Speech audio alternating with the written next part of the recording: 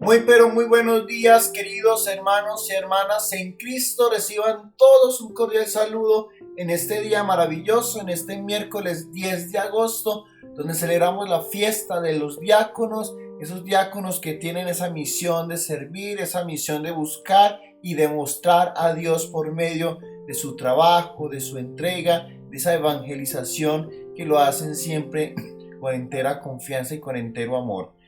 Hoy celebramos también la fiesta de San Lorenzo, el patrono de todos los diáconos que también muere mártir por anunciar el reino de los cielos con dignidad, con esa lealtad, pero ante todo con la fidelidad hacia Dios.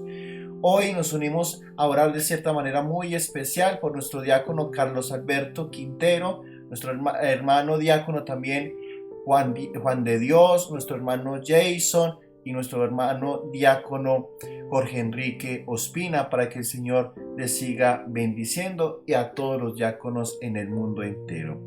Les habla el Padre Julián Rendón, sacerdote misionero anglicano, y les doy la bienvenida a este espacio, Alimento para el Alma, donde vamos a reflexionar y a contemplar el mensaje de Jesús que nos regala en el día de hoy. Para ello los invito para que iniciemos en el nombre del Padre, del Hijo y del Espíritu Santo. Amén. Oh Espíritu Santo, amor del Padre y del Hijo, inspírame siempre lo que debo pensar, lo que debo decir, cómo debo decirlo, lo que debo callar, lo que debo escribir, cómo debo actuar, lo que debo hacer para procurar tu gloria en bien de las almas y mi propia santificación. Espíritu Santo, ilumina mi entendimiento y fortifica mi voluntad. Dame agudeza para entender, capacidad para retener, método y facultad para aprender, sutileza para interpretar, gracia y eficacia para hablar. Dame acierto para empezar, dirección al progresar y perfección en el acabar. Amén. Espíritu Santo, ilumínanos y santifícanos. Espíritu Santo, ilumínanos y santifícanos. Espíritu Santo, ilumínanos y santifícanos. Hoy vamos a meditar el Evangelio según San Juan, capítulo 12, versículos 24 al 26. En aquel tiempo Jesús dijo a sus discípulos: Yo les aseguro que si el grano de trigo sembrado en la tierra no muere, queda infecundo, pero si muere, producirá mucho fruto. El que se ama a sí mismo se pierde. El que se aborrece a sí mismo en este mundo se asegura para la vida eterna. El que quiera servirme, que me siga, para que yo, donde esté, también esté mi servidor. El que me sirve será honrado por mi Padre. Palabra del Señor, gloria a ti, Señor Jesús. Hoy, mis queridos hermanos y hermanas, el Señor se nos presenta con una figura en el evangelista San Juan para podernos explicar el significado de su muerte, pero ante todo también el significado de la resurrección. Jesús en este momento se sirve de una imagen y nos dice textualmente en el versículo 24: si el grano de trigo no cae en tierra y muere, queda él solo, pero si muere, da mucho fruto. Y esto nos quiere hacer entender, mis hermanos y hermanas, que en su caso extrema, es decir, la cruz y la muerte y la resurrección, es un acto de fecundidad. ¿Y saben por qué, mis hermanos? Porque esas llagas de Jesús, sus llagas, aún no han cerrado o aún no se han curado. Una fecundidad que dará fruto para muchos. Porque cada vez que nosotros cometemos esas faltas, mis hermanos, esas faltas siempre van a hacer reavivar esa crucifixión de Jesús en esa cruz. Por eso la cruz es poder y sabiduría de Dios, nos lo dice San Pablo. Esa cruz nos va a llevar a vivir completamente la salvación, el plan salvífico de Dios constantemente en nuestras vidas. Y así se compara a sí mismo con el grano de trigo que, pudriéndose en la tierra, genera nueva vida. La carne humana, sin lugar a duda, al entrar en contacto con la muerte y con la tierra, empieza su proceso de pudrición, esos momentos en que se va degenerando todo el tejido humano, de su carne, de todos sus músculos. Y esto nos permite entender que cuando morimos es donde empezamos a dar ese fruto, donde empezamos a recordar con fuerza las enseñanzas que nos deja esa persona que ha marcado nuestra existencia. Eso mismo pasa con un cantante o con un famoso que en el momento de su vida ha creado un buen trabajo en su música, en su arte, en sus escritos, y cuando muere todo ese trabajo aumenta de valor económico, porque ya es un recuerdo, ya va a ser un ícono, ¿cierto? Va a ser hasta una reliquia en un tiempo determinado, una antigüedad. Eso mismo tiene que pasar con nuestras vidas. Entender que la muerte humana es simplemente una experiencia donde nos va a permitir transformarnos para alcanzar la plenitud de nuestra vida, ganado por el servicio que hemos adquirido en esta tierra. Y por eso con la encarnación Jesús vino a la tierra.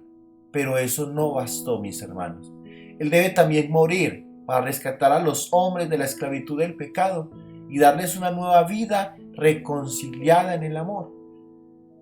Y es ahí donde yo les explicaba esta semana que para Dimas era muy imposible entender, muy difícil de entender, que en ese mismo día él iba a encontrar su propia resurrección. En verdad te digo que hoy mismo estarás conmigo en el paraíso, porque la muerte de Cristo, esa sangre derramada en esa cruz, es donde nos permite recibir el pago que Él tuvo que pagar por cada uno de nosotros por causa de nuestro pecado. Por eso Él dice, para rescatar a los hombres. Pero para rescatar tanto a ti como a mí, mis hermanos, a todos nosotros, a cada uno de nosotros, Él pagó ese precio. El entregar hasta su última gota de agua y de sangre y su último suspiro en esa cruz. Ese, sin lugar a duda, es el misterio de Cristo más grande. Una vez el diácono Carlos nos decía en la homilía, Cristo manifiesta su amor en la cruz, pero lo extiende hasta la Eucaristía, lo extiende tan grandemente que se conmemora cada vez que celebra una Eucaristía ese sacrificio tan grande. Y por eso podemos ver esas llagas y todo ese misterio va hacia estas mismas.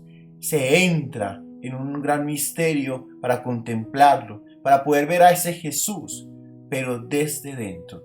Es muy diferente cuando tú estudias a Jesús desde la teología y le miras cada una de las acciones y todo lo exterior. Pero cuando tú conoces a Jesús desde dentro, desde las heridas que sufrió, desde ese dolor mismo que siente, ese momento de la soledad en la cruz, es donde tú y yo empezamos a entender que el dinamismo del grano del trigo cumplido en Jesús debe realizarse también en cada uno de nosotros como sus discípulos. Y estamos llamados a hacer a nosotros mismos y cada situación de esa ley pascual el perder la vida para recibir la nueva y eterna. Y cuando hablamos de perder nuestra vida, no es solamente perderla en la funcionalidad humana. Es perder cuando tratamos de que no seamos nosotros los que enaltecidos se muestren hacia los hombres, sino que desde nuestra percepción y de nuestro actuar humilde podamos mostrar la gracia, la misericordia y la presencia de ese Dios.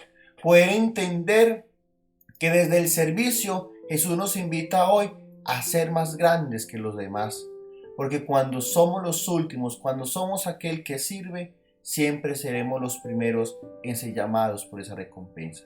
Que el Señor hoy nos enseñe con contundencia a vivir desde la plenitud del servicio, para entender así que tenemos que morir a nuestra condición de soberbia y de humanos para fortalecernos en esa experiencia desde la humildad, siendo hijos servidores de Cristo. Amén.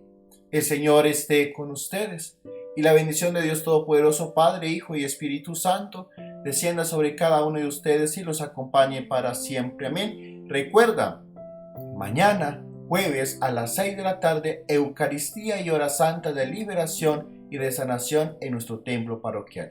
El Señor los bendiga y recuerda todos los días de tu vida ser feliz, porque encontrando ese espíritu de servicio encuentras tu salvación. Un abrazo para todos.